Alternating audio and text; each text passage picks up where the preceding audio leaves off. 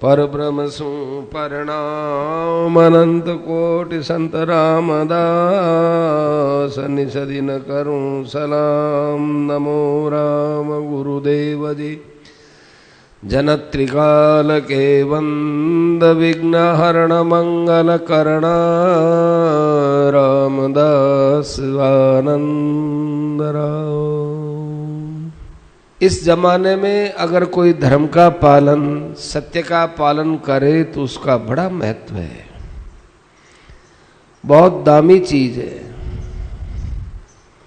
थोड़ा भी पालन करने से भगवान मिल जाए। कंट्रोल का जमाना है, सब चीजें महंगी हो रही हैं, परंतु भगवान सस्ते हैं। हमको रहस्य की बातें कहने के लिए कहा, सो हम लोग ऐसी रहस्य की बातें करने के पात्र नहीं हैं। लोक परलोक सभी में रहस्य की बातें तो अद्भुत और अलौकिक होती हैं। व्यवहार में हम सब लोग अपनी अपनी उन्नति चाहते हैं। वे रहस्य नहीं जानते, इसलिए उनकी उन्नति होती नहीं है। उनको पता ही नहीं उन्नति क्या होती है। देखते हैं धन मिल गया, उन्नति हो गई, दुनिया में नाम कमा लिया, उन्नति हो गई। ये रहस्य की बात थोड़ी है। उन्नति होती है दूसरे की उन्नति देखकर खुश होने से उन्नति होती है। एक दूसरे को देखकर आदमी राजी होता है, परस्परम भावयंत है, उससे बड़ी उन्नति होती है। आजकल तो उल्टा जमाना है, एक दूसरे की अवन्नति देखकर खुश होते हैं। अच्छा हुआ, वो मेरे से बैर रखता था, वो अब संकट में फंस गया, खुश हो जाते हैं। सब विषयों में ये बात लागू पड़ती है। आप यदि मेरे साथ त्याग का व्यवहार करते हैं तो मैं भी आपके साथ त्याग का बर्ताव करता हूं, तो भी मैं पूरा लोभ नहीं छोड़ा हूं। आप करते इसलिए करता हूं, आप करें न करें, मेरा काम आपका भला करने का है। ये बात कहाँ है आजकल? सोचो, दूसरे का अनिष्ट चाहना गलत रास्ता है, इसमें प्रत्यक्ष पतन है। आप किसी की उन्नति में हेतु बनो, पतन में क्यों हेतु बनते हो? कौरव पांडव युद्ध में केवल 11 आदमी बचे, सारी सेना नष्ट हो गई। 18 अक्षौहिणी सेना में 11 आदमी बचे। व्यापार में, व्यवहार में, परमार्थ में, सब जगह लोग यही सोचते हैं, बस मेरे को लाभ मिल जाए, मेरे को लाभ मिल जाए। यह गोपनीय युक्ति संगत, यह गोपनीय युक्ति संगत शास्त्र सम्मत बात है। अपनी उन्नति चाहते हो तो दूसरे की उन्नति की चेष्टा करो। इसके बिना आपका अंतःकरण शुद्ध हो ही नहीं सकता। दूसरे के गलत व्यवहार को देखने का आपको कोई अधिकार नहीं है। आप दूसरे के गलत व्यवहार को सहन करते हुए उसकी उन्नति चाहो, ये आजकल की सबसे बड़ी तपस्या है।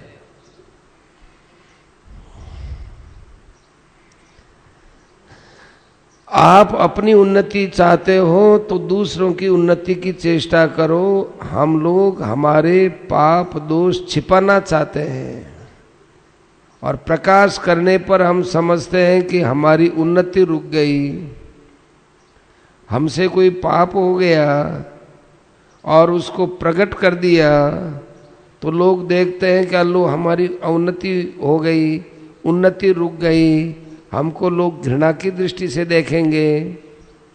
और हमारे गुणों को हम प्रकट करते हैं तो हाँ ये हमारी उन्नति हो गई, लोगों में हमारी बड़ी वाहवाह होने लग गई। सोचो भाई ये गलत रास्ता है।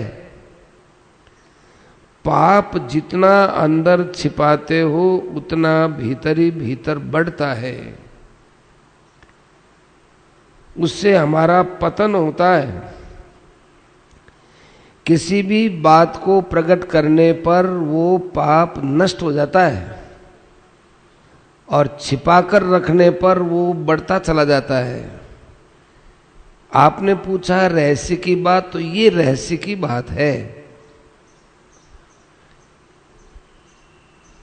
समझ में नहीं आती, उल्टी लगती है, पर बात सच्ची है। जो आदमी भगवान की भक्ति कर उसको दिखलाना चाहता है, यह उसके मार्ग में भयंकर रुकावट है। होना तो चाहिए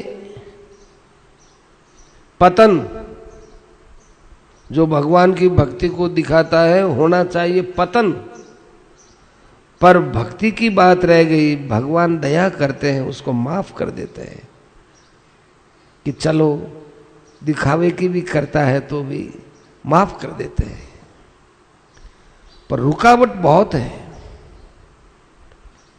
भक्ति का रहस्य है क्या कि भक्ति करके उसे गुप्त रखो।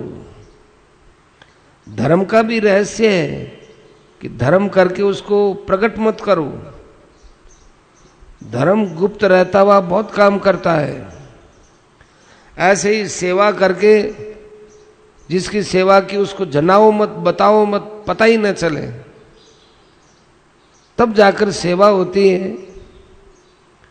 थोड़ा सा काम किया, नाम प्लेट लगा दी, सर्टिफिकेट ले लिया, लोगों में प्रसिद्ध करवा दिया, ये कोई सेवा है? ऐसे ही भगवान के नाम पर अपने को पुजवाता है। आप बताओ उससे भगवान कैसे खुश होंगे? भगवान के प्रति प्रेम तो है नहीं। दिखावे दिखावे में भगवान को पुजवा, भगवान के नाम से खुद को पुजवाता है। जो लोग मान प्रतिष्ठा चाहते हैं वे भगवान का प्रचार कहाँ करते हैं? वे अपनी पूजा करते हैं। जीव को मान बढ़ाई प्रतिष्ठा तेल के छींटे के समान लगनी चाहिए। तेल का छींटा समझे?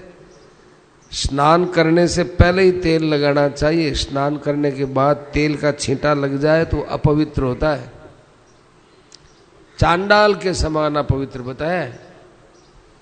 स्नान करने के बाद तेल लगावे और फिर वो इत्र फुलेल रही करे, इत्र में तो नहीं, वो तेल की बात है। तेल लगाता है तो वो तेल लगाया चांडाल के समान अपवित्र होता है। जैसे चंडाल का स्पर्श नहीं करते, उसका स्पर्श नहीं किया जाता, इतना अपवित्र होता है। जीव को मान बढ़ाई प्रतिष्ठा तेल के छींटे के समान लगती है, ऐसे का प्रचार कौन रोक सकता है? प्रचार भगवान की कृपा से होता है। हम तो सकाम भाव से रुकावट के हेतु बनते हैं। मालिक के नाम पर गुमास्ते जगह जगह फार्म खोलकर धन लूटने लग जाए तो मालिक का भंडाफोड़ हो जाता है। व्यापार के अंदर कोई किसी का मार्का एक दूसरे को देता नहीं है। ऐसा होने पर उसका व्यापार को धक्का लगता है।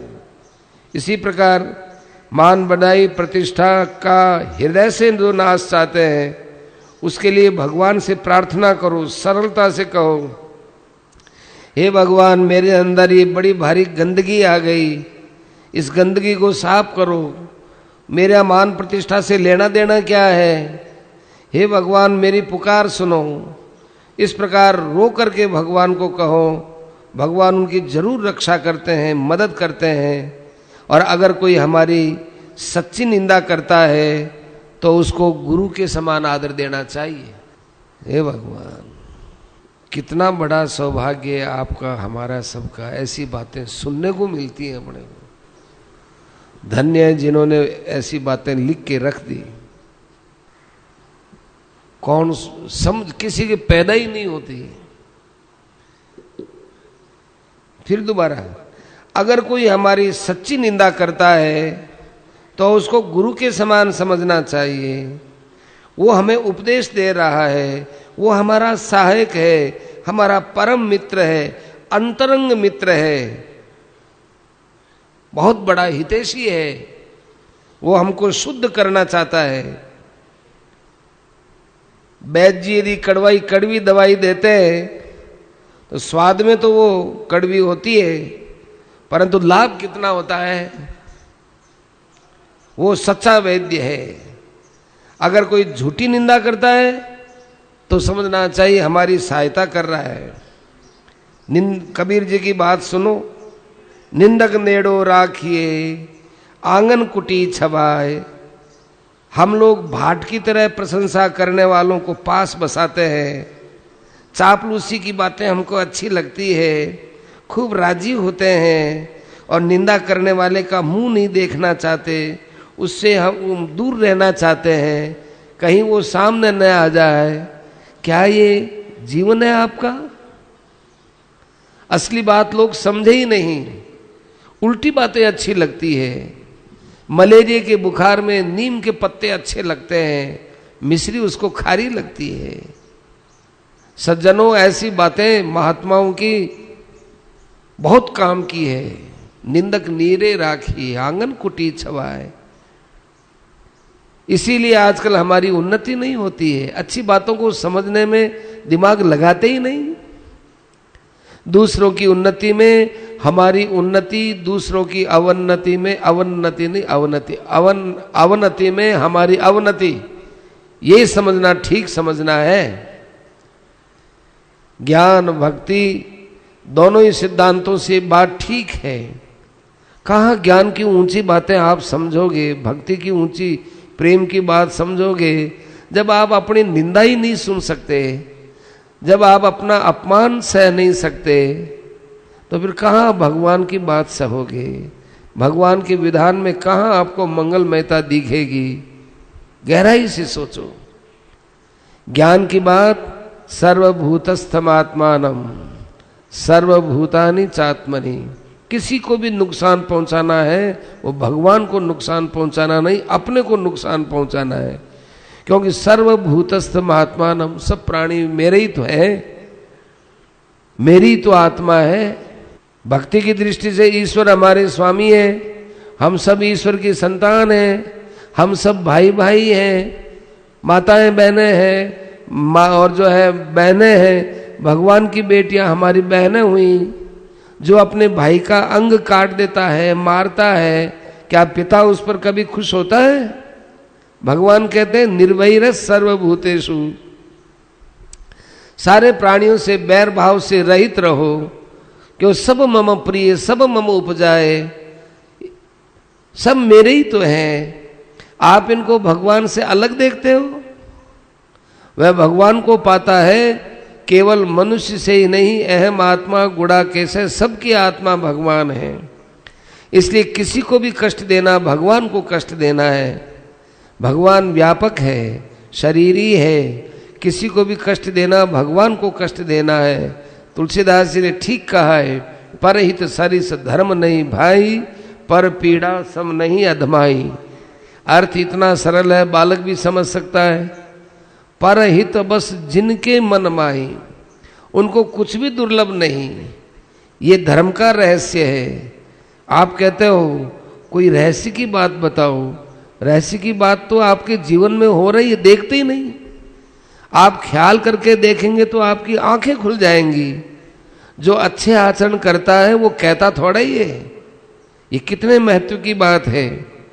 प्रचार का ठेका अपने पर ले रखा है, वह तो प्रचार में रुकावट डालता है। प्रचार तो भगवान की कृपा से होता है। तुलसीदास जी ने क्या अपना प्रचार किया? क्या उनके प्रचार में कमी रही? कबीरदास ने अपना प्रचार किया, क्या उनके प्रचार में कमी रही? भगवान प्रचार करते हैं। जो प्रचारक नहीं बनता उससे दुनिया को बड़ा भारी लाभ होता है, क्योंकि वो छिपी हुई आग की तरह होता है। व्यापारी जिस व्यापार में नफा होता है उसको अपने साथ स्पर्धा करने व्यापारी को नहीं बतलाता कि देख तू और मैं ये दोनों एक ही व्यापार करते हैं, लेकिन मैंने इस तरकीब से व्यापार किया, कमा लिया पैसा। ये रहस्य किसी को नहीं बताता। हर काम में रहस्य होता है, व्यापार का भी रहस्य नहीं बतलाता, छिपाना चाहता है, पर वह उसकी किसी न किसी तरह से खोज निकाल ही लेता है अगला आदमी कि इसने कैसे कमा लिया, वही तो सामान मेरे पास और वही सामान इनके पास, इन्होंने कैसे पैसा कमा लिया। गुप्त रखना ही तो सच्चा प्रचार है। जो भक्ति करता है वही भक्ति का सच्चा प्रचारक है। केवल व्याख्यान दे दिया, लोगों को समझा दिया, बोल लिए, हंस लिए, गा लिए, रो लिए, वह प्रचारक थोड़ा ही है। कोई एक महापुरुष किसी से मिलने पर दूसरे महात्माओं का पता बतला देता है कि ऐसे ऐसे महात्मा वहां रहते हैं, ऐसे महात्मा वहां रहते हैं, कितना आनंद होता है। यदि किसी के अपने लिए कहने पर विरोध नहीं करता तो ये गुप्त बात है, रहस्य की बात है। कोई अपने को महात्मा मनावे, बतावे और अपन तो अपने को विरोध नहीं, यदि किसी के अपने लिए कहने पर विरोध नहीं करता है तो ये गुप्त बात है, कोई छुटी हुई चीज है, ये रहस्य की बात है। इस प्रकार स्वीकार कर लेता है। और जो अपने मुंह से अपने को महात्मा कहता रहता है वहां तो मामला गड़बड़ है, दूर रहो। जैसे बिजली के अंदर तार के अंदर बिजली जहां चटपट चटपट करती है उसको कोई हाथ नहीं लगाता कि यहां गड़बड़ है, क्योंकि चटपट क्यों हो रही है, बिजली जगमग क्यों हो रही है, तार में करंट आएगा, दूर रहो। ऐसे ही जो कहता मैं महात्मा हूं, मैं प्रचारक हूं, मैं बहुत ऊंचा हूं, वहां मामला बिल्कुल गड़बड़ है। सच्चा महात्मा हो तो भी अपात्र के प्रति कहना तो श्रद्धा को नष्ट ही करना है। यदि कोई महात्मा है भी तो वो अपात्र के प्रति कभी नहीं कहता। रुपया मांगते फिरते हैं, जो रुपया मांगते हैं उनको नहीं मिलता, नहीं चाहते हैं, उसके पास जबरन आते हैं। जो रुपया मांगते हैं उनको रुपया नहीं मिलता और जो नहीं चाहते उनके पास जबरन आते हैं। नहीं करने पर ही आता है। जो मांगते हैं उनको थोड़ा ही मिलता है। अरे तुमको मांगने का भी रहस्य का पता नहीं। मन से इच्छा को निकालो, देखो आपके पास किसी वस्तु की कमी रह जाए, बोलो हमको। ये मांगने का रहस्य है। हर चीज में रहस्य है। अपनी पूजा चाहते हो तो अपनी पूजा को हृदय से निकाल दो, देखो आपकी कैसी पूजा होती है। त्याग करने से वस्तु आती है। इस रहस्य को समझ करके चलना चाहिए। श्रीमन नारायण नारायण नारायण